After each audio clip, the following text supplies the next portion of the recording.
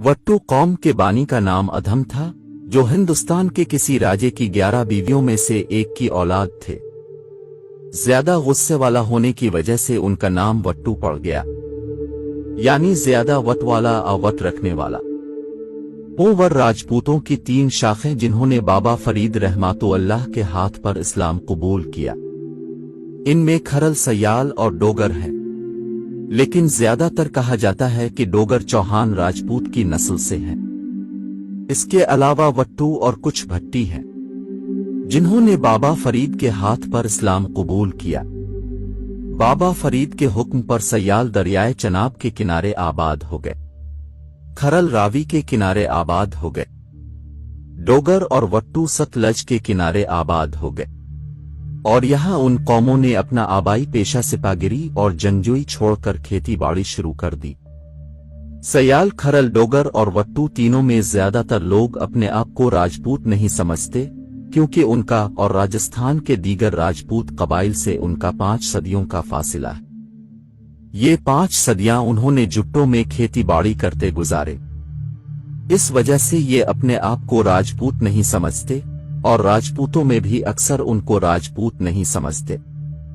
लेकिन अब हमारे बहुत से दोस्त जो खरल और सयाल हैं, चंद साल पहले से लड़ पड़ते थे जब उन्हें बताया जाता था कि तुम राजपूत हो।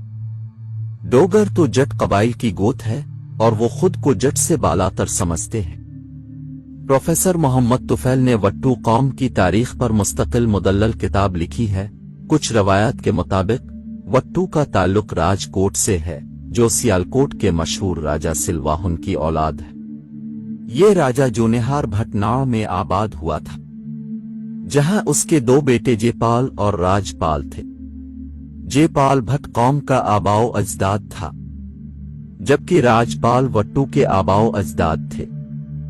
कहा जाता है कि उन्होंने पाकपत्तन के मशहूर सूफी बुजुर्ग बाबा फरीद के हाथों इस्लाम कबूल किया। दूसरे जराए के मुताबिक हिंदू मजहब से इस्लाम कबूल करने का काम फिरोज शाह तुगलक के दौर में हुआ था। फिरोज शाह तुगलक के दौर में कुछ वट्टू कबाइल ने इस्लाम कबूल किया गया था।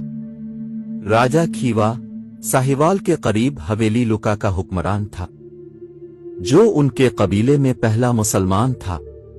उनके बाद मशहूर वट्टू चीफ लकी खान ने उनकी जगह ली। इसकी औलाद लुकवीरा वट्टू के नाम से मशहूर है। इसके बाद वो साहिवाल से सतलज के किनारे फैल गए, जहां से मशरिक में ही सिरसा का इलाका आबाद हुआ। सिरसा आबादकारी का आगाज एक फाजिल दाद राना ने किया था, जो 18वीं सदी के अवाइल में इस जिला में आबाद था। कबीला इस वक्त जानवरों के चारे के सिलसिले में सफर करते और अपने मवेशियों के रेवड़ को फाजिलका से ओकाड़ा ले जाता और वहां से वापस ले जाता। 1857 की जंग आजादी में वट्टू के सरबराह अंग्रेजों के खिलाफ उठ खड़े हुए। 19वीं सदी में सतलज की वादी में उनकी तकरीबन तमाम रवायात के मुताबिक उनकी जमीनें बरतानवी हुक्काम के जरिए नौआबादियात के ताबे थे। बहावलपुर में वट्टू कबीले की अपनी एक अलग रवायात बयान करते हैं। जैसलमेर के बानी राजा जैसिल से 8वें नंबर पर वट्टू ने जैसलमेर का इलाका छोड़ दिया और दरियाए सतलज के किनारे आबाद हो गया, जो अब जुनूबी पंजाब पाकिस्तान में आबाद है। इसके बाद उन्होंने दिल्ली के सुल्तान फिरोज शाह तुगलक के दौर में इस्लाम कबूल किया। तकसीम हिंद से कब्ल वट्टू का दौर जदीद हरियाणा रियासत में सिरसा से मशरिक तक था। फाजिलका में बड़ी तादाद में कॉलोनियां थीं, जो अब हिंदुस्तान के पंजाब में आबाद हैं। ये तमाम कम्युनिटीज 1947 में पाकिस्तान हिजरत कर गईं। अब जो पाकिस्तान में आबाद हैं, वट्टू राओकाड़ा से लोधरा तक सतलज वादी के साथ मिल गया। कुछ वट्टू खानदान ने रावी को उबूर किया था और फैसलाबाद जिला में आबाद हो गए थे।